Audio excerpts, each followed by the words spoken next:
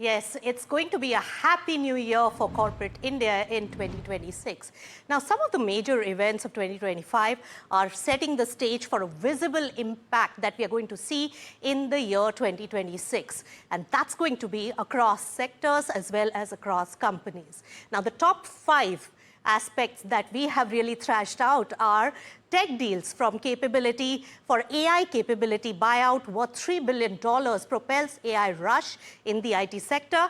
Financial services sees a huge FDI is set to change the dynamics for this particular space. Startup IPOs in 2025 buoys and gives more confidence for a very strong pipeline of IPOs in the next year. Reliance, Jio, Flipkart, PhonePe, to name a few. Spotlight also a large conglomerate, Tata Sons, after Tata Trust's friction, remember, resolved by the government intervention. And the 5th one is a tariff uncertainty of 2025. It's a legacy problem spilling over to 2026, impacting all exporters. Let's thrash them one by one. 2 large deals worth $3 billion to acquire AI companies by traditional tech companies in December 2025. And this particular momentum is going to go forward. Coforge and ITC and TCS made these particular shifts. And remember, it's a bold move by a mid-cap IT company, Coforge. And therefore, this is going to really change the dynamics and also propel more such transactions in the coming space, in the IT space, for accelerated growth and pivot towards the IT sector. When we also talk about the disruptors, they are the new listings raised $22 billion, remember, in the year 2025.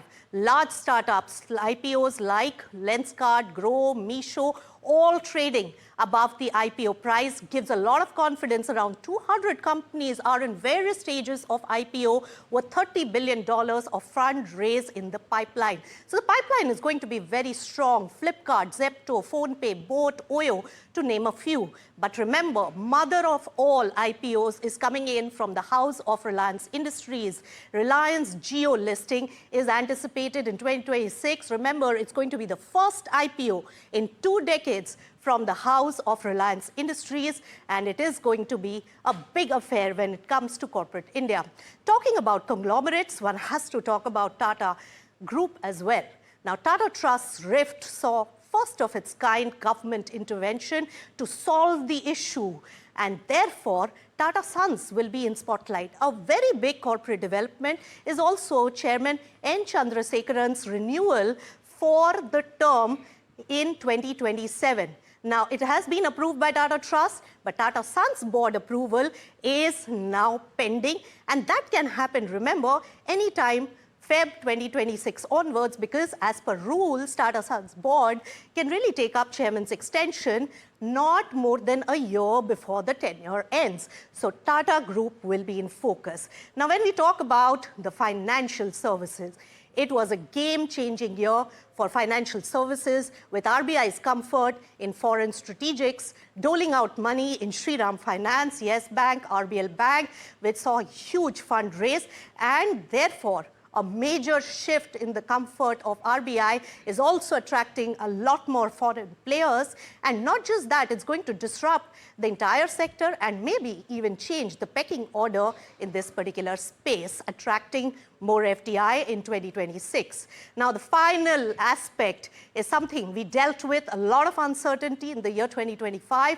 spilling over as a legacy problem for 2026 as well, is the tariff talks with the US. Uncertainty for exporters across sectors, and they are in wait and watch mode.